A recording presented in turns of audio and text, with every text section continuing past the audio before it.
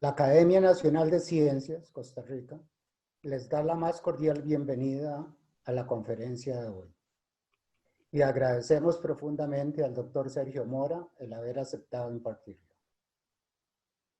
El doctor Mora es ingeniero geólogo, se graduó de licenciado en Geología en la Escuela de Geología de la Universidad de Costa Rica y obtuvo su doctorado en la Escuela Nacional Superior de Ingeniería Geológica de Nancy, Francia. Es especialista en geotecnia y gestión del riesgo, del ambiente y los recursos naturales. Cuenta con experiencia adicional en el aprovechamiento de infraestructura de las energías renovables, ordenamiento territorial y la formulación y gestión de proyectos de desarrollo. Durante más de 40 años, ha trabajado con instituciones nacionales, multilaterales y académicas en Costa Rica, América Central, América del Sur, Caribe, África y Medio Oriente. Fue miembro del Comité de Revisión y Grupo de Trabajo del Quinto Informe de Evaluación sobre el Cambio Climático, COP21, AR5 y PCC, 2012-2014, Vulnerabilidad, Impactos y Adaptación. Ha realizado 139 publicaciones científicas e informes técnicos. Con nosotros, el doctor Mora. Muchas gracias, Walter.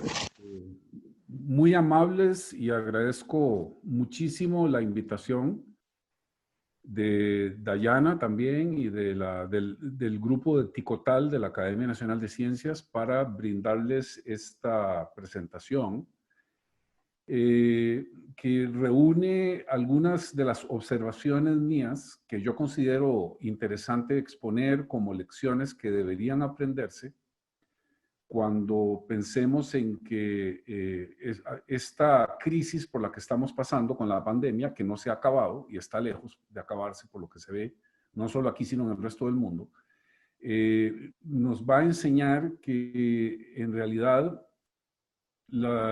tenemos que aprovechar esta ocasión para terminar de implantar la gestión del riesgo. Esa gestión del riesgo que nos ha costado tantos años en modernizar, en actualizar nuestros criterios. Y de ahí en adelante, efectivamente, pues es lo que yo quisiera compartirles. Aprovecho para saludar y agradecer la presencia a muchos amigos que están en este momento conectados y quisiera saludarlos uno por uno, pero bueno, es complicado.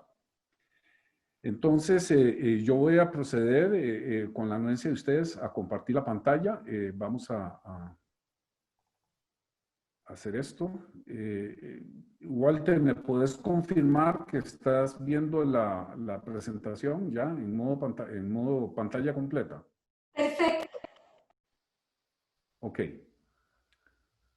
Bueno, voy a minimizar esto aquí para no obstaculizar. Una primera observación es que, por supuesto, yo no voy a entrar en aspectos que tienen que ver con la infectología, ni con la epidemiología, ni los conceptos biomédicos o las ciencias biomédicas, porque no es mi campo.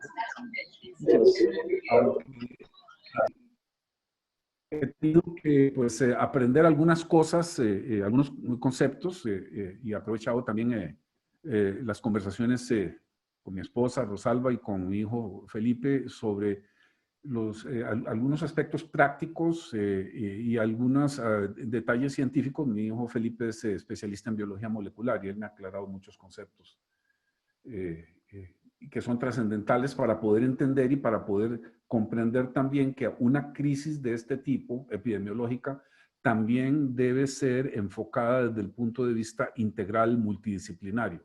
Y de eso se trata la gestión del riesgo. Entonces me voy a permitir seguir adelante con esto, comenzando por recordar algunos temas, sobre todo cómo ubicar una pandemia dentro del concepto del riesgo y comenzando por ello con la definición de las amenazas, que las teníamos clasificadas en tres grandes categorías. cuando hablamos de clasificaciones, y no va a ser la primera vez que vamos a enfocar esto, entendemos que las clasificaciones siempre son difusas, son un invento humano y por lo tanto tenemos que aclarar que es nuestra forma de entenderla, pero son complicadas, las fronteras no siempre son fáciles de definir y muchas veces los problemas que se derivan de ellos se superponen.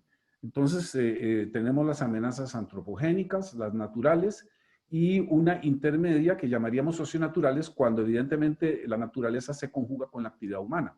Dentro de las antropogénicas, desde el punto de vista clásico, tenemos las amenazas ambientales, como la contaminación, la degradación de tierra, el calentamiento global antropogénico, que es bastante diferente a cambio climático. No es el momento de discutir sobre eso, pero tal vez en algún momento a Walter y a la academia pues me pueden dar la ocasión como para explicar en qué consisten esas diferencias, por lo menos desde mi punto de vista. Los residuos sólidos, los accidentes nucleares e industriales, los derrames, los incendios, las explosiones, el deterioro de la biodiversidad de los bancos genéticos.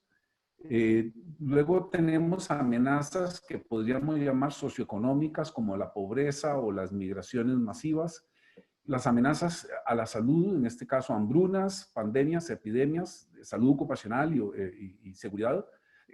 Por cierto que este diagrama yo lo había construido ya desde hace tal vez unos 2 o 3 años y ya desde ese momento hablábamos de que había que considerar dentro de la gestión del riesgo, incluso clásico, el problema de las epidemias y pandemias. Luego las amenazas derivadas de la seguridad, en este caso los conflictos armados, los ciberataques, los conflictos sociales, el vandalismo, el terrorismo y las estampidas humanas. Y las amenazas naturales, dentro de ellas las hidrometeorológicas y climáticas, en donde tenemos la variabilidad y el cambio climático, es decir, la parte natural del clima, los ciclones, sequías, inundaciones, tornados, las tormentas de polvo y las marejadas. Por aquí tenemos las amenazas de la geodinámica externa, erosión, inestabilidad de laderas, deslizamientos, caídas de bloques, aludes torrenciales, el ascenso del nivel del mar, las marejadas en este caso, dentro del aspecto del territorio y el impacto de meteoritos que lo consideramos aquí como geodinámica externa, pero deberíamos definir en algún momento algún tipo de amenazas, llamémosle cósmicas. Luego tenemos las amenazas de la geodinámica interna, la sismicidad y el volcanismo. Entonces, obviamente nos vamos a concentrar hoy en esto que está encerrado en el círculo, es decir, son amenazas a la salud y que, en fin, hay más y uno podría desarrollar sobre mucho, pero bueno, no me da el espacio disponible dentro de la imagen del PowerPoint. Pero además, también hay algo muy importante, es decir, los conceptos que vamos a desarrollar sobre el riesgo se aplican no solamente a lo que ha sido clásico, en los aspectos de la sismicidad, del volcanismo, de los deslizamientos, de las inundaciones y los huracanes, sino a todo lo demás. El principio básico es el mismo. Lo veremos, haremos el intento de hacerlo. Entonces, la definición clásica conocida por muchas personas del riesgo consiste, en este caso, en definir al riesgo como una función bivalente, es decir, en donde se compone de dos procesos o de dos tipos de concepto que son la amenaza y la vulnerabilidad. Es decir, por un lado tenemos la amenaza o peligro, en este caso son sinónimos, y la vulnerabilidad, y que podemos afirmar en este caso que la amenaza es la probabilidad de que se produzca un suceso en el espacio y el tiempo con suficiente intensidad para ocasionar daños y que a través de una serie de factores agravantes de varios tipos, sociales, económicos, ambientales, etcétera, definimos esta vulnerabilidad con base en 5 parámetros fundamentales: el grado de exposición, el grado de fragilidad, el valor económico expuesto a la pérdida, el daño potencial a la vida humana y al ambiente. y que nos permite definir la vulnerabilidad como la probabilidad de que debido a la intensidad del suceso y a la fragilidad de los elementos expuestos se produzcan daños. El riesgo en este caso, como función bivalente, es la probabilidad condicionada, evaluada ex ante de que sucedan daños y pérdidas en determinado momento y lugar. Entonces, de aquí rápidamente desprendemos una serie de conceptos que son elementales. Esto es una definición que manejan muchas personas. A la hora de ponerlo en la práctica y hacer una evaluación rigurosa del riesgo, pues los aspectos que hay que considerar pues, son un poco más complejos. En primer lugar, son modelos esencialmente probabilísticos. Y además, la relación entre la amenaza y la vulnerabilidad que está mostrada en la flecha de la izquierda representa dos cosas. Una relación que llamamos de convolución matemática, que puede ir representada desde una función aritmética simple hasta un algoritmo de cálculo, un sistema complejo, una fractalización o cualquier otro modelo de este tipo. Entonces, el riesgo además es un invento humano. Es algo que no existe en la naturaleza. El riesgo no es natural ni los desastres son naturales. Y no son naturales por la sencilla razón de que se involucra esencialmente en el medio de la definición la vulnerabilidad humana. Hay mucho que discutir al respecto. Obviamente hay escuelas de pensamiento que no necesariamente concuerdan con esto, pero bueno, es parte del debate y de las discusiones. Ahora, el tema que nos trae hoy es que de un momento a otro aparece por ahí en China un bicho, un virus, ahí no se sabe muy claramente a partir de qué momento ni de qué forma, si fue que en realidad alguien se tomó una sopa de murciélagos o se comió un armadillo de esos chinos ahumados, y bueno, y que de ahí se destapó un nicho de virus para el cual el ser humano no estaba preparado, o también si hay algo que tenga que ver con la manipulación humana de los virus y después un descuido o un accidente de derrame. Entonces, el agente es el beta coronavirus SARS-CoV-2, que es su nombre y apellido, es lo que aparece en su cédula de identidad y que se transmite en este caso se transmitió evidentemente entre un animal y los humanos, aunque curiosamente no parecía que era así, por lo menos para esta familia. Bueno, ahí hay mucho que hablar y no me quiero meter en este campo. Esto es en realidad un espacio más bien para los epidemiólogos, virólogos e infectólogos. Ahora, este agente se convierte en amenaza a partir del momento en que produce una infección o la potencialidad de una infección y de la infección se convierte en epidemia y luego una pandemia y luego se transmite o se transporta por medios esencialmente humanos y ahí es en donde afecta la población, la economía y el ambiente y con ello podemos entonces hablar de una excedencia, una probabilidad de excedencia de daños y pérdidas en la comunidad, en el país y en el globo completo. Eso si pudiéramos definir riesgo rigurosamente y como debe ser, sería bajo un esquema parecido a este. Obviamente, pues hay otras cosas, matemáticas, modelos, instrumentos que se utilizan que no es el objetivo de esta presentación hacer. Pero dicho sea de paso, hay que empezar a hacer algunas observaciones. Cuando las personas dicen el riesgo de contagio, se están equivocando en la terminología. En realidad lo que hay es una exposición al contagio, es decir, es una exposición a la amenaza, en este caso, derivada de la presencia de un virus infeccioso, etc. Una persona no está en riesgo, está expuesta, pero bueno, desafortunadamente se han ido instalando algunos términos equivocados y será nuestra tarea después intentar hacer alguna corrección terminológica, no solamente semántica. Ahora bien, ¿cómo evaluamos el riesgo? La imagen de fondo es una imagen de satélite cerca de la ciudad de Qum, en Irán, es un cementerio ya establecido. La parte gris hacia el lado izquierdo corresponde con el cementerio normal y el lado gris oscuro de la mitad derecha hacia abajo de la imagen es en donde se están instalando las fosas comunes para el entierro de las víctimas. Irán ha sido uno de los países más golpeados por el COVID-19. Esto es algo muy importante. Entonces, el riesgo para enfrentarlo, lo primero que hay que hacer es evaluarlo, modelarlo y cuantificarlo. Y para ello, lo primero es que hay que definirlo como una amenaza. Es decir, para ello aplicamos los modelos de amenaza su distribución espacial, temporal y la intensidad a partir de un umbral capaz de generar daños y pérdidas. La vulnerabilidad la empezamos a definir primero por su grado de exposición, el grado de exposición de los elementos que son frágiles y que tienen un valor económico, ambiental y humano que se puede perder, por el momento siempre de manera potencial. Me van a disculpar, hay alguna persona que tiene el micrófono abierto, si pudiera todo el mundo cerrarlo para no escuchar ruidos de fondo. Gracias.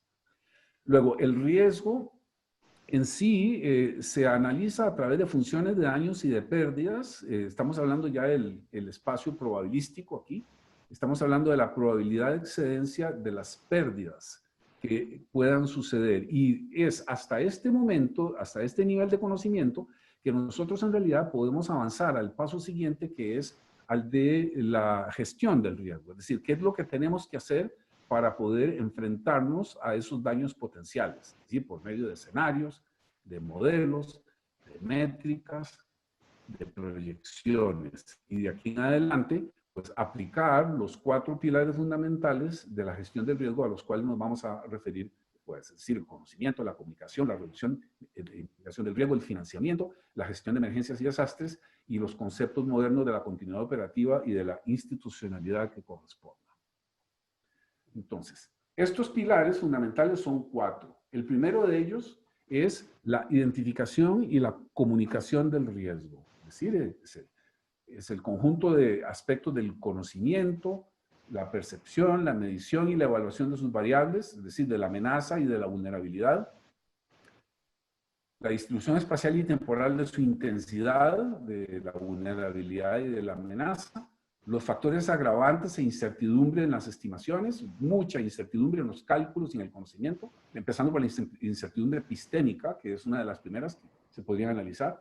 También la transferencia de la información para ser utilizada por los tomadores de decisiones, la población, el sector productivo privado y la academia. Esto es algo muy importante porque no vale la pena el esfuerzo que hace la sociedad y los países en financiar la identificación del riesgo si este riesgo no se transmite con un nivel de educación y de acuerdo con el perfil de la población objetivo, precisamente para apoyar el proceso de toma de decisiones. Y no importa el nivel, simplemente esa comunicación hay que adaptarla, así sea si el mensaje va dirigido a la población, al sector productivo privado y a la academia. El segundo de los pilares es la reducción del riesgo.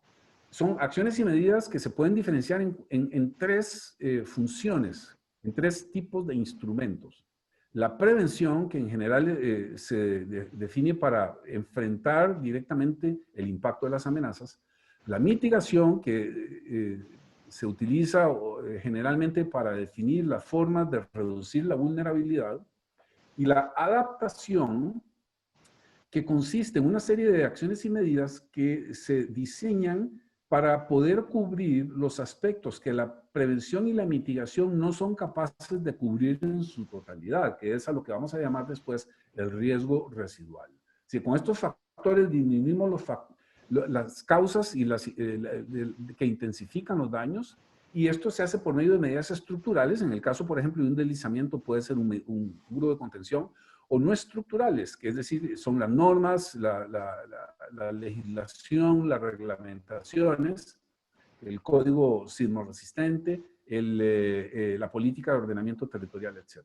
Y esto se hace según una relación beneficio y costo de la reducción de la vulnerabilidad, usualmente porque no siempre es posible reducir las amenazas. El tercer pilar es quizás uno de los más menospreciados, de los que menos se toma en cuenta de manera formal o de manera práctica siquiera, que es el financiamiento del riesgo. Si son instrumentos que se utilizan para reducir el impacto económico de las crisis. Hay que diseñarlos ex ante y para ello se utilizan los denominados umbrales, ya sea del riesgo aceptado y del riesgo aceptable. Son dos términos muy parecidos lingüísticamente, pero que tienen sentidos y conceptos bastante diferentes. Yo puedo aceptar el riesgo, pero ese riesgo puede no necesariamente ser aceptable. Entonces, hay tres tipos de visión sobre el financiamiento del riesgo. La retención, que es el manejo del presupuesto fiscal, los fondos de emergencia y contingencia o las previsiones y reservas. Es decir, es la alcancía, el chanchito, donde cada uno de nosotros o el país guarda recursos que pueden ser utilizados de inmediato. En segundo lugar, la transferencia que se hace generalmente hacia otros actores y plazos más largos, por ejemplo, los seguros, los reaseguros, los créditos, el endeudamiento contingente o las colocaciones en el mercado de valores. Eso es cuando ya uno calcula que la retención no va a ser suficiente. Y luego la cuantificación del riesgo residual. Porque sencillamente en algunas circunstancias la retención y la transferencia sencillamente no son suficientes. Y siempre va a quedar un pico por ahí en el triángulo de la cobertura que va a quedar desprotegido. Entonces hay que tener claro que ese riesgo residual, al estar sin cobertura, se va a convertir en un daño, es un pasivo, como lo vamos a mencionar después, que se puede materializar y hay que entender que de alguna forma hay que apechugarlo y hay que cubrirlo adecuadamente. Y luego el cuarto de los pilares, que es quizás el más conocido y el que se está aplicando en este momento, que es el de la gestión de emergencias y desastres. Ahora bien, esta gestión de emergencias y desastres se compone de acciones articuladas ex ante y se emplean para enfrentar las crisis, los planes, los protocolos y la preparación. Es decir, comienza a partir de la observación, la vigilancia, la alerta, la alarma, la advertencia, la respuesta, la rehabilitación, la continuidad operativa y funcional y la reconstrucción. Y esto, por supuesto, tratando de no reproducir los factores previos de la vulnerabilidad. Bueno, resulta que tenemos que tenerlo claro. La gestión del riesgo se debe realizar en todo momento y lugar. Como la gestión del riesgo y el país y los recursos del país son finitos, en algún momento hay que darle espacio según la etapa en la que estamos a la hora de enfrentar el riesgo, hay que darle más espacio o hay que darle menos espacio a alguno de los pilares para poder trabajar con mayor intensidad en otros de esos pilares. Es decir, el enfoque y la prioridad puede variar según la etapa y el tipo de evento. Ahí está en esta columna los 4 pilares fundamentales que ya hemos mencionado y estos pilares, su enfoque va a variar según el desarrollo del evento y según el tiempo. Es decir, por ejemplo, si nos vamos a enfrentar a un evento, cualquiera que este sea, ahora que están de moda estas curvas, bueno, puede ser la próxima pandemia, pero también puede ser una sequía, un ciclón tropical, la onda tropical número 7, o el terremoto, la erupción del volcán Turrialba, un deslizamiento de la carretera en la ruta 27. No importa. El tema aquí es también la velocidad o la celeridad de cómo se materializa y esa celeridad puede ser menor o mayor. O sea, esta campana puede abrirse o cerrarse en función del tipo de proceso que estamos enfrentando. Por ejemplo, si se trata de una sequía o de una pandemia, pues la abrimos. Si se trata de un sismo que puede ser destructivo en cuestión de un minuto, pues lo cerramos, etc. Entonces es un asunto de escala temporal. Entonces, la manera de poder distribuir el esfuerzo y los recursos en la gestión del riesgo depende de en dónde nos encontramos alrededor de este evento.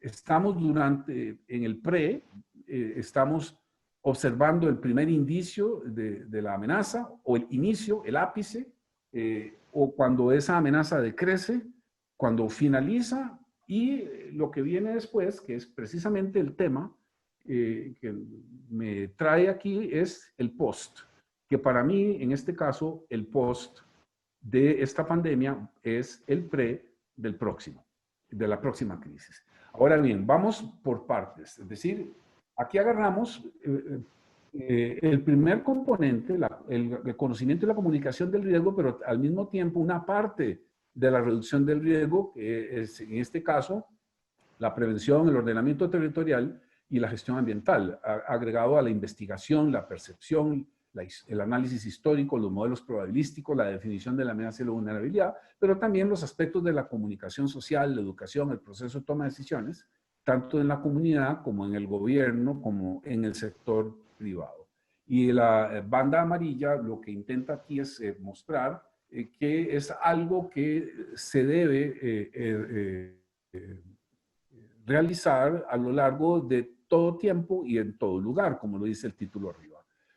Pero en un momento determinado ya nos vamos a enfrentar a una situación que ya se está materializando. Entonces tenemos que a partir del primer indicio hacerle frente. Por supuesto, en el inicio y en el ápice adquieren mayor intensidad y en este caso hay que sacrificar una parte del espacio, por ejemplo, los modelos probabilísticos, para poder darle campo a la creación, consolidación y materialización de la resiliencia de la sociedad. Es decir, cómo vamos a enfrentar la mitigación, cuál es su viabilidad y cuáles son sus relaciones de beneficio y costo. Pero al mismo tiempo, una vez que empieza el decrecimiento de la crisis, pues ese espacio se vuelve a abrir porque necesitamos hacer otras actividades, como lo vamos a hacer. Lo vamos a ver. Entonces ahí vienen, hay que tomar en cuenta los factores, la estrategia, los factores económicos, la estrategia fiscal, la gestión de instrumentos financieros y tanto en el sector público como en el privado. Y para ello definimos de antemano, siempre de antemano, en el PRE, un indicador muy importante que se llama el índice de déficit por desastre. Y luego también la ejecución de esos instrumentos, tanto de retención como de transferencia financiera. Entonces, luego, mucho de este proceso siempre va ligado a la observación, la vigilancia y los aspectos de alerta, alarma, advertencia y preparación. Sobre eso vamos a volver en la próxima imagen, más adelante.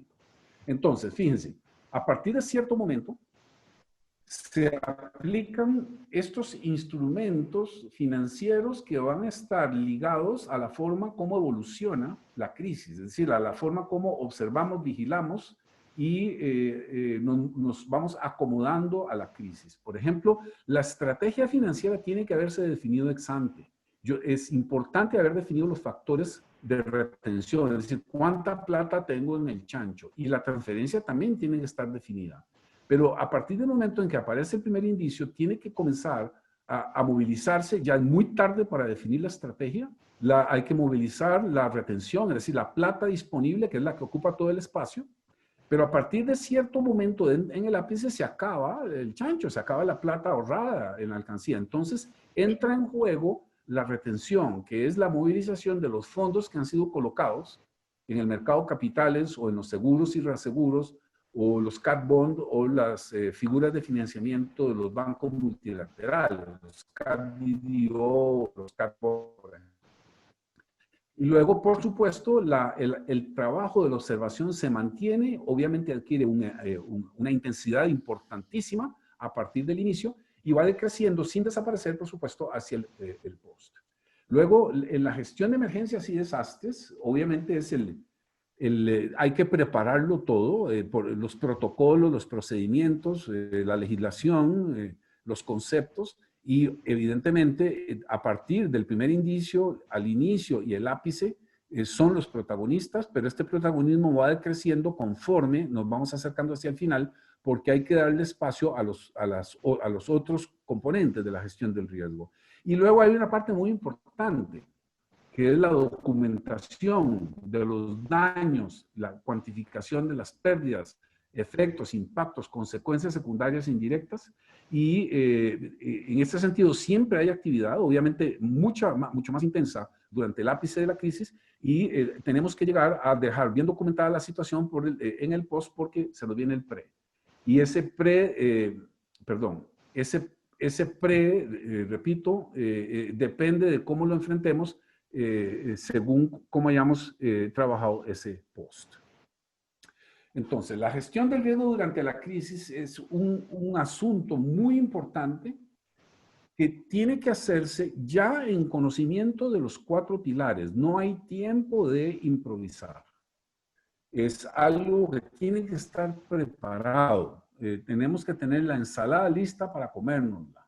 Y por eso es que el concepto de gestión del riesgo durante las crisis sigue siendo gestión del riesgo.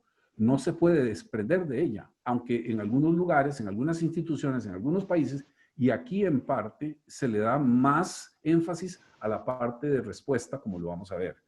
Y es una de las lecciones que necesitamos aprender. Bueno, generalmente estábamos acostumbrados a observar la sismicidad, los ciclones, los deslizamientos, las sequías, el Niño, los tsunamis, las inundaciones, pero bueno, por pandemia aquí voy a resumir en amenazas antropogénicas también. No, la figura se me puede recargar demasiado. Entonces, estamos ante un proceso de observación y esto es una de mis diferencias de opinión con el sistema que aplica la Comisión de Emergencia, que es que para mí la alerta verde es algo que debe ser continuo. Nosotros siempre estamos alerta, siempre estamos en color verde, porque si no estamos alerta, estamos en coma o estamos muertos. Y eso se aplica hasta desde el punto de vista práctico. Para atravesar un semáforo en la avenida Segunda, tenemos que estar súper alerta porque hay un punto muy importante y es que la gran mayoría de los choferes en este país son daltónicos porque no saben distinguir entre el rojo y el verde. Y hay que tenerlo muy en cuenta, siempre. Por eso es que siempre estamos en alerta. Ahora bien, a partir de la observación de estos procesos naturales y antropogénicos, nos podemos dar cuenta de si hay un proceso de intensificación, porque los estamos cuantificando. Si nos damos cuenta de que hay una intensificación de ellos, hay un primer indicio de que esto puede crecer, la imagen de satélite nos dice que se están formando 4 ondas tropicales desde el oeste de Cabo Verde en África, a través del Atlántico y entrando al Caribe. Bueno, entonces en ese sentido ya cambiamos la situación y entramos en una etapa de advertencia. Y de aquí viene probablemente una de las confusiones más grandes y desafortunadamente se instaló, que es el concepto de alerta temprana, porque en realidad no existe tal cosa que la alerta temprana. Es una pésima traducción del inglés en donde estamos hablando de early warning. Y early es temprano, pero en este contexto debería más bien sustituirse por precoz o anticipado. Y warning definitivamente no es alerta, es advertencia. Entonces, en realidad es preferible considerar esto como un conjunto integrado de transmisión de información, más que simplemente sonar una campana y salir en carrera. Entonces, bueno, digamos que el efecto de cuantificación nos permite darnos cuenta que se está intensificando el proceso y esto nos lleva a la necesidad de cuantificar qué quiere decir la intensificación, o sea, cuál es la intensidad, la recurrencia, la celeridad de materialización y la extensión espacial de esto que a partir del momento en que hay un potencial de daños, vamos a llamarle amenaza. Y esa amenaza tiene que haberse cuantificado a priori por medio de un modelo probabilístico que es, aunque no es infalible, es el que mejor se aplica en la actualidad. Es decir, vamos a identificar una distribución de una variable aleatoria que representa la forma como varía la intensidad de la amenaza y la probabilidad de que suceda. Es decir, la probabilidad de excedencia de que se manifieste o se materializa la amenaza con una intensidad específica. A partir de cierta intensidad o más, esa amenaza es capaz de producir daños. Entonces, es ahí en donde entramos, desde el punto de vista técnico, de esto que yo les propongo, a una condición de alarma. Ya estamos en condición roja. Y por lo tanto, eso quiere decir que al haber amenaza, hay vulnerabilidad. Y esto es algo muy importante. Sin amenaza no hay vulnerabilidad y yo no soy vulnerable si nada me está amenazando. Entonces, lo importante es tener claro de que esta intensidad me permite suponer que los elementos expuestos y frágiles, es decir, los que se someten al inverso de la resiliencia y que pueden perder el valor socioeconómico, también pueden generar un impacto sobre la vida humana, es decir, en este caso, muertos, heridos, trauma o la pérdida de acceso a los servicios básicos, y además un impacto sobre el ambiente y los recursos naturales. Ahora, esta vulnerabilidad también se puede modelar probabilísticamente. Es decir, ¿qué quiere decir eso? Para cuantificar el riesgo, voy a tomar esta intensidad, que es la que está en el umbral, a partir del cual la intensidad es capaz de producir daños. Es decir, esta intensidad adquiere la probabilidad de generar daños. En este caso, es también una distribución, la distribución de una variable aleatoria que relaciona la intensidad de la amenaza con la probabilidad de que se produzcan daños. Entonces, si ya tenemos la probabilidad de que se produzcan daños, estamos en condición de emergencia. Y esa condición de emergencia inmediatamente es lo que permite la convocatoria del Centro de Operaciones de Emergencia, el COE, que convoca a una serie de actores involucrados pertinentes y son los que organizan la respuesta, tienen esta responsabilidad. Ahora, esta respuesta es coordinada por un grupo que llamamos el núcleo, que es en general las autoridades de salud, la seguridad y los coordinadores de primera respuesta, etcétera. Y también lo que llamamos un comité ad hoc, que es el soporte específico en cuanto a infraestructura, en cuanto a alimentación, refugios, movilización, evacuaciones, Cruz Roja, etcétera. Y de ahí en adelante, el comité científico técnico que respalda según el tipo de amenaza. Es decir, por ejemplo, en el caso de la pandemia, un geólogo como yo, sentado en la mesa del COE, lo que hace es estorbar. Es decir, ocupa una silla y observar cómo sucede debe ser muy gratificante, muy educativo, pero no aporto nada. Sin embargo, obviamente ahí tienen que estar los infectólogos al lado del presidente de la comisión de emergencia y los operadores, etcétera. O en el caso de, por ejemplo, una onda tropical o un ciclón tropical, pues evidentemente ahí lo que tiene que ver son meteorólogos, climatólogos y modeladores de inundaciones y de deslizamientos, etcétera. Entonces, es este comité, este centro, de este cerebro que se convoca, el que tiene la responsabilidad de seguir y documentar el evento, y esa documentación se hace tomando en cuenta la amenaza y la vulnerabilidad para evaluar efectos, impactos y consecuencias. Efectos son los que se producen de inmediato sobre los acervos. Por ejemplo, si en el caso de un ciclón, en una inundación, se rompen 6 puentes, se rompen 6 kilómetros de carretera o se pierden 5,000 toneladas de arroz, por decir algo. Los impactos se definen como la situación que se deriva del efecto, pero a un plazo mediano y sobre todo que interactúa sobre los flujos económicos y sociales. Por ejemplo, el lucro cesante, el exceso de gastos, la reducción de la percepción de impuestos, que es más o menos lo que sucede cuando se reduce el consumo o se incrementa la importación de bienes para atender la emergencia, y luego las consecuencias que son de mayor plazo y que son las que terminan reflejándose en los indicadores macro y microeconómicos y sociales, por ejemplo, el Producto Interno Bruto o el Índice de Desarrollo Humano, entre otros. Ahora bien, estos aspectos sociales, económicos y ambientales son los que nos han permitido ya evaluar que tenemos una condición de vulnerabilidad, en este caso atacada por una amenaza, y por lo tanto ya tenemos el riesgo. Si el riesgo se materializa, entonces estamos ante la presencia de un desastre, siempre y cuando entendamos que el desastre, básicamente hay muchas definiciones, pero yo utilizo la definición que dice que es aquella circunstancia en la que los daños y las pérdidas superan un nivel tal que no le permite al afectado, en este caso el individuo, la comunidad, la región, el país o el globo, no le permiten enfrentar ni reponerse con sus recursos propios y tiene que recurrir, en este caso, a la ayuda externa. En el caso de un desastre global, bueno, será pedirle ayuda, no sé, a Júpiter o o alguien más. Y luego existe otra categoría que es que cuando se alcanza ese nivel de daños y pérdidas máximas probables, entramos en la categoría de catástrofe. Es decir, catástrofe es un tipo de desastre en donde se ha alcanzado el nivel de daños y pérdidas máximas probables.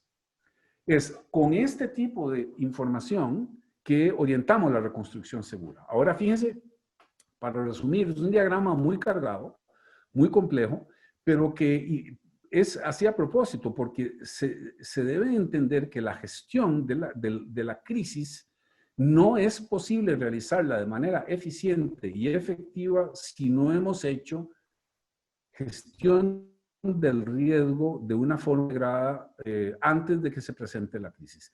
Todo lo que estamos utilizando aquí es información, datos y procedimientos que tienen que haber sido estructurados y desarrollados mucho antes, es decir, con anticipación. Entonces, pandemia y gestión del riesgo. A ver, ¿qué tenemos en Costa Rica? Tenemos la ley 84-88, la ley de salud también. Estoy enfocándome en las cuestiones de gestión del riesgo. Tenemos la Política Nacional para la Gestión del Riesgo y el Plan Nacional para la Gestión del Riesgo. Y son ya conceptos muy desarrollados, muy masticados.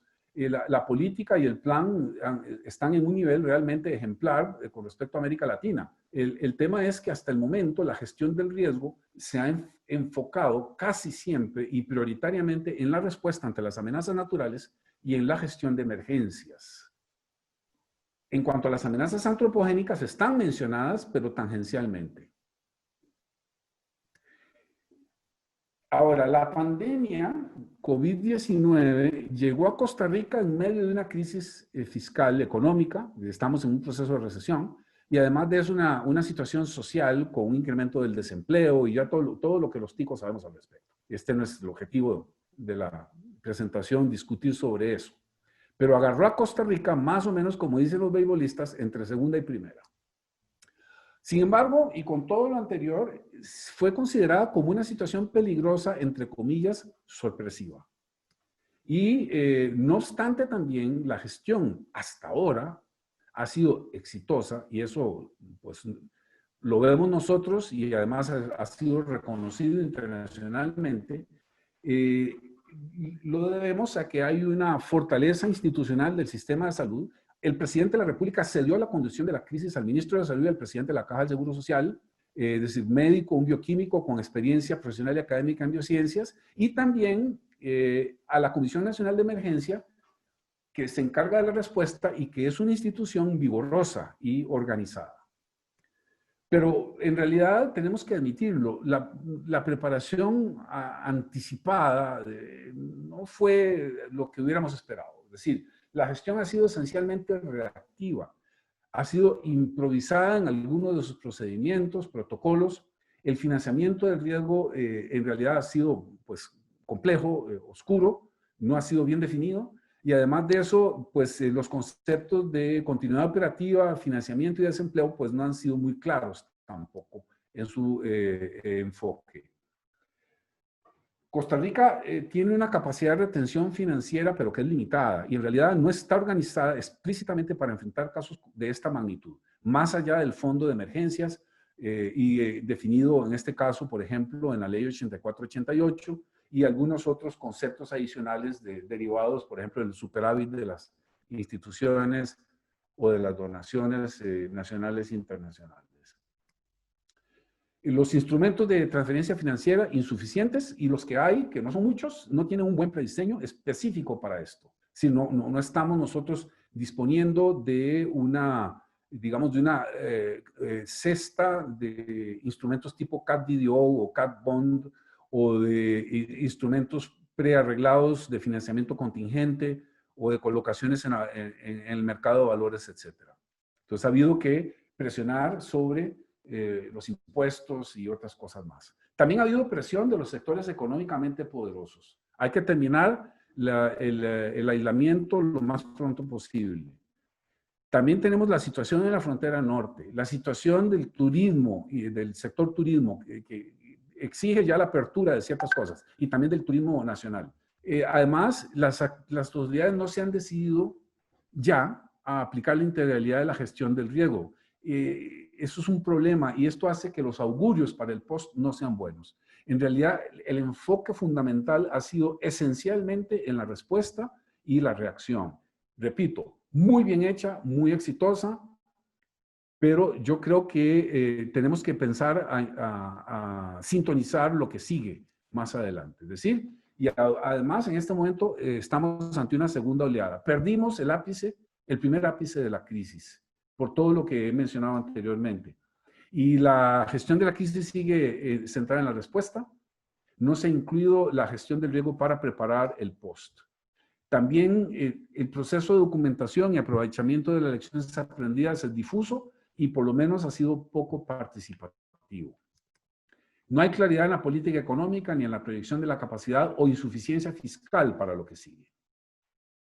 Entonces, de aquí en adelante tenemos una serie de factores adelante que es conveniente enfocar.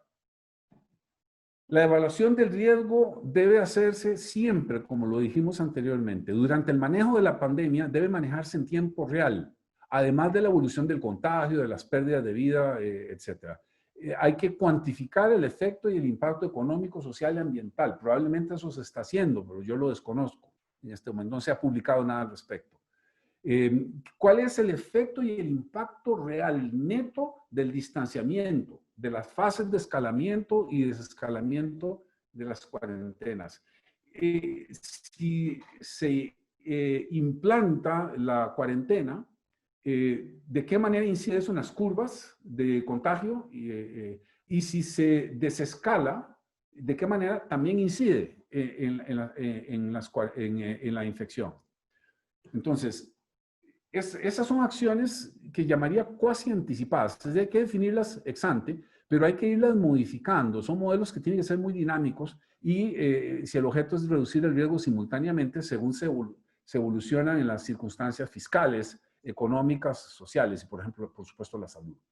Ahora, son indispensables los conocimientos especializados en epidemiología e infectología, pero también de economía y de sus modelos probabilísticos rigurosos. Y deben basarse en información precisa y transparente.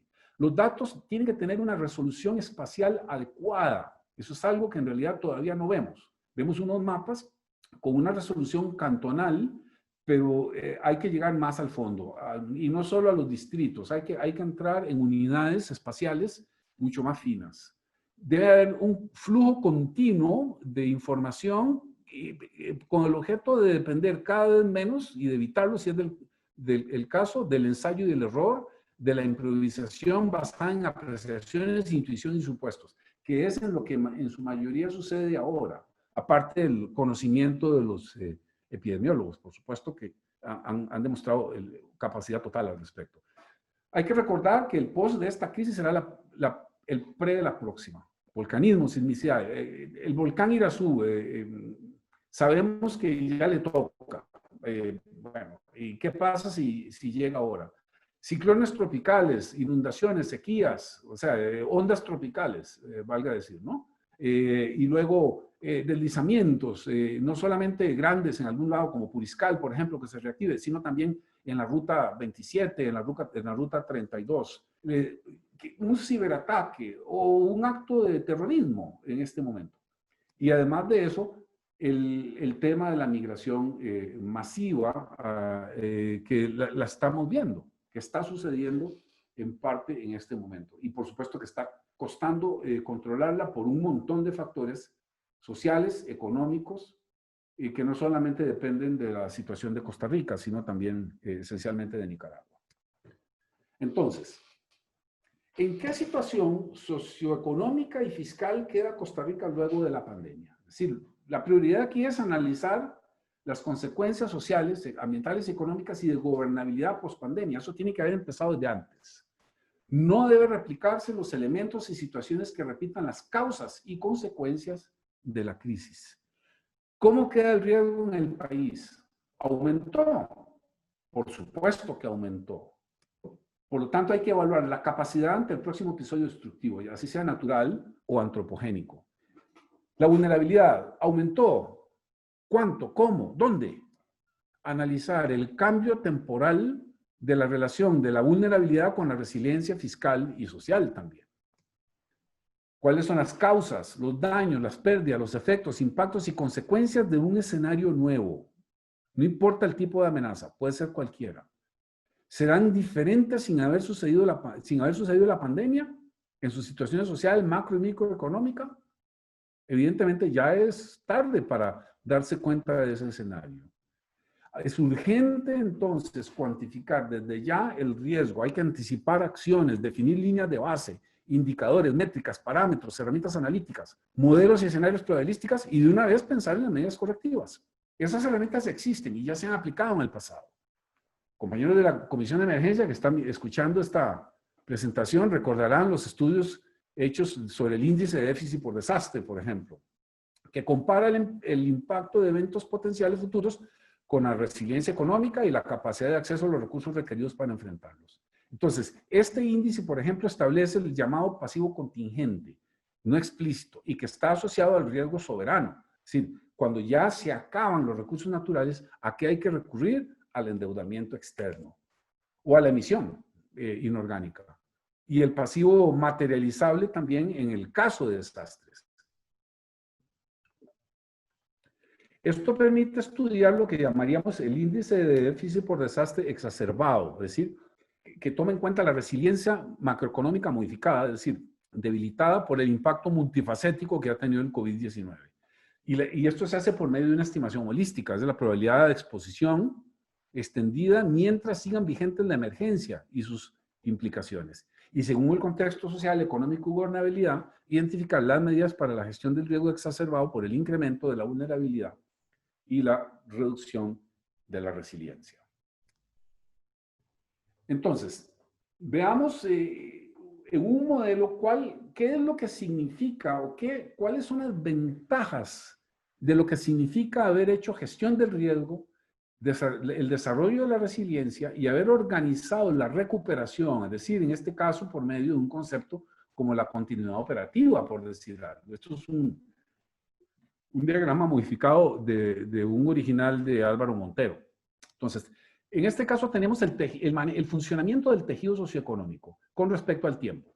Y en esta región gris tenemos el funcionamiento normal, entre comillas, aunque ya uno no sabe qué es lo que significa normalidad, pero bueno. ¿Qué significa esto? Que se presenta un evento destructivo en algún momento determinado, en el T1, y ese evento destructivo lo que va a ocasionar es una disrupción, sino un colapso del funcionamiento del tejido socioeconómico. Es decir, se reduce la funcionalidad y actividad del tejido y todo lo que está a la derecha de esa curva roja es daños y pérdidas, así sean directos, indirectos y secundarios.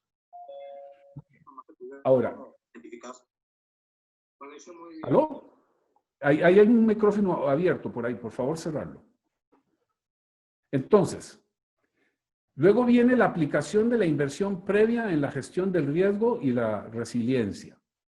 Si tenemos ese modelo, si estamos ante la posibilidad de haber desarrollado y cuánto y de qué forma esa inversión previa en gestión del riesgo y en resiliencia, esta curva de colapso no necesariamente sucede, sino que podemos diferirla en el tiempo. En primer lugar, que aparezca más suavemente, con una pendiente más suave, y cuando ya se acaba este ahorro de aquí, pues la curva termina colapsando, pero lo que tenemos entre la curva rojo claro y rojo oscuro en esta zona es la pérdida reducida o la pérdida evitada. Es decir, ya lo que queda de pérdida es lo que está de aquí hacia la derecha, solamente.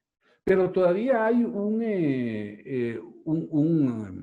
tema adicional, que es el concepto de la movilización de la continuidad operativa. O sea, si yo logro establecer una activación oportuna de esa continuidad operativa y de una recuperación programada por medio de esta curva, ¿qué es lo que va a resultar? Que todo lo que está a la derecha de la curva azul van a ser pérdidas evitadas. Y lo único que habrá como pérdidas finales con gestión del riesgo, resiliencia y recuperación es lo que está en este triángulo gris. Bueno, eso es idealizado, obviamente, esto es un modelo conceptual, pero que mostraría las ventajas de disponer de un criterio de este tipo. En parte lo hay en Costa Rica, pero quizás hay que mejorarlo un poco.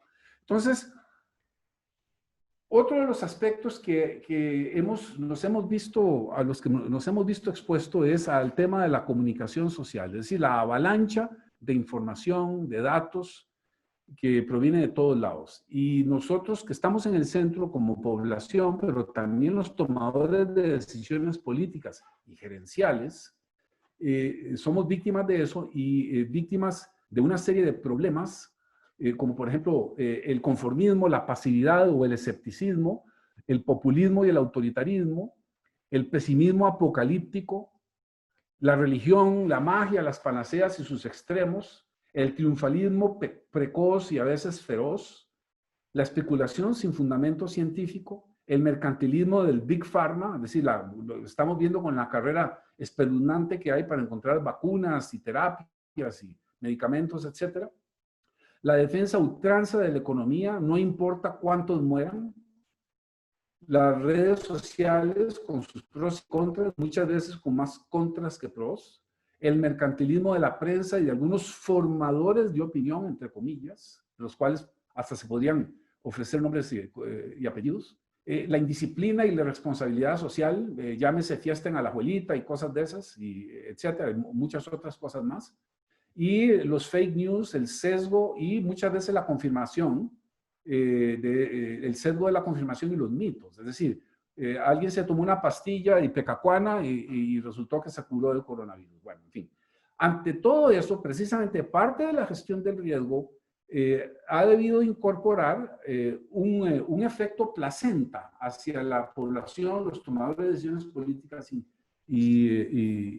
gerenciales. Es decir, establecer un filtro, no solamente por medio de una conferencia de prensa diarias, que son muy informativas, pero es insuficiente, en donde se fundamente la información y los datos en la ciencia y el realismo, en donde haya una medición y cuantificación de la observación y la vigilancia, en donde se puedan utilizar los modelos, los escenarios y la interpretación analítica, que la prueba y el error, que son inevitables, puedan rectificarse por medio de la retroalimentación y las iteraciones. Es decir, que haya este tipo de protección a la sociedad sobre la cantidad y la magnitud y el tipo de información que haya. Y como mensaje final, pues bueno, estamos muy claros. Si no se hubieran tomado las medidas oportunas y las acciones que afortunadamente se han tomado, el escenario que habría en Costa Rica no es el que tenemos en este momento. Por eso es que tenemos que cuidarlo, este procedimiento. El Ministerio de Salud, la Caja y la Comisión Nacional de Emergencia han actuado oportuna y correctamente en el manejo de la crisis. Bueno, yo estoy haciendo resaltar algunas cosas que quizás serían mejores, pero por lo menos lo que hemos evitado es un escenario como el descrito aquí, en que al no haber tomado esas medidas, tendríamos una cantidad espeluznante de decesos y de casos de infección y probablemente el colapso del sistema hospitalario y la necesidad de hacer triage y escoger entre quién va a la tubería y quién no. Bueno, esto es básicamente lo que quería decirles.